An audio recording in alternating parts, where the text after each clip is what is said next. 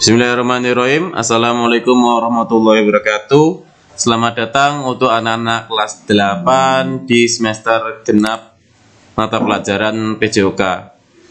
Di semester genap ini tentu peraturannya sama dengan semester gasal.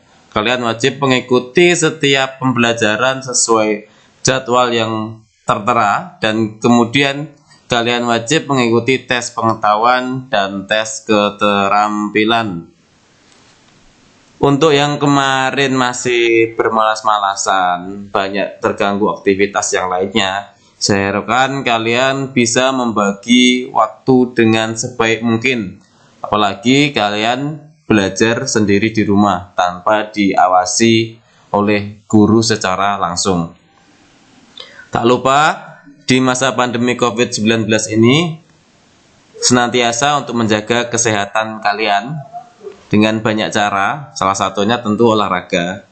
Tak lupa dari itu, kalian harus memakai masker apabila beraktivitas di luar rumah, menjaga jarak, dan selalu mencuci tangan. Oke? Semoga kita selalu diberi kesehatan dan dapat melaksanakan aktivitas sebaik mungkin. Langsung saja masuk pada materi pertama kita, yaitu bulu tangkis, atau bisa disebut dengan badminton. Pengertian bulu tangkis. Bulu tangkis atau dikenal juga sebagai badminton merupakan salah satu olahraga yang menggunakan raket, yang mana dimainkan oleh dua orang untuk permainan tunggal atau dua pasang untuk permainan ganda, dan dapat dimainkan secara ganda campuran seperti halnya dalam permainan tenis. Untuk gambaran singkat terkait badminton, jadi tentu ada lapangan, dipisahkan net, kemudian ada pemain minimal, pemain tunggal yaitu 1 lawan 1 ataupun pemain ganda, bisa ganda campuran ataupun ganda yang sesama jenis. Next, kita masuk pada teknik dasar bulu tangkis. Semua olahraga pasti ada teknik dasarnya. Yang pertama adalah memegang raket. Sebelum kalian memukul kok, tentu pegangannya harus benar. Pegangan geblok kasur atau pegangan American grip. Yang kedua, pegangan kapak atau pegangan Inggris. Pegangan gabungan atau pegangan berjabat tangan. Pegangan backhand. Kemudian ini contohnya. Untuk definisi lengkap terkait teknik memegang raket, kalian bisa baca di materi atau nanti bisa melihat video praktek yang saya berikan. Ini adalah pegangan geblok kasur, pegangan Inggris, pegangan jabat tangan, shake hand grip, dan pegangan backhand. Untuk kalian yang awam pasti bingung perbedaannya di mana saja. Nanti akan kita bahas lebih lanjut di video prakteknya. Kemudian yang kedua yaitu posisi tubuh. Posisi tubuh sendiri, sikap berdiri dalam olahraga ini membutuhkan keseimbangan, balance. Dalam hal ini pemain tidak hanya berdiri tetapi juga harus dalam posisi siap bermain. Jadi posisi kalian harus benar-benar siap untuk bergerak ke kanan, ke kiri, belakang, ataupun ke depan. Tidak hanya berdiri tegak saja. Posisi kuda-kuda siap. Kemudian ini gerakannya. Badan bertumbuh pada kedua kaki dibuka selebar bahu. Kemudian tangan agak diangkat dan ditekuk. Ini yang dimaksud adalah tangan yang memegang raket, sehingga raket sejajar dengan dada atau kepala. Itu tadi untuk posisi. Kemudian yang kedua adalah kerja kaki, footwork, langkah. Bulu tangkis menuntut para pemainnya untuk bergerak lincah dan cepat. Karena itu kerja kaki atau footwork pun punya peran yang sangat penting di dalam permainan. Kaki tidak hanya untuk memposisikan badan, tetapi juga jadi tumpuan sekaligus pusat keseimbangan tubuh.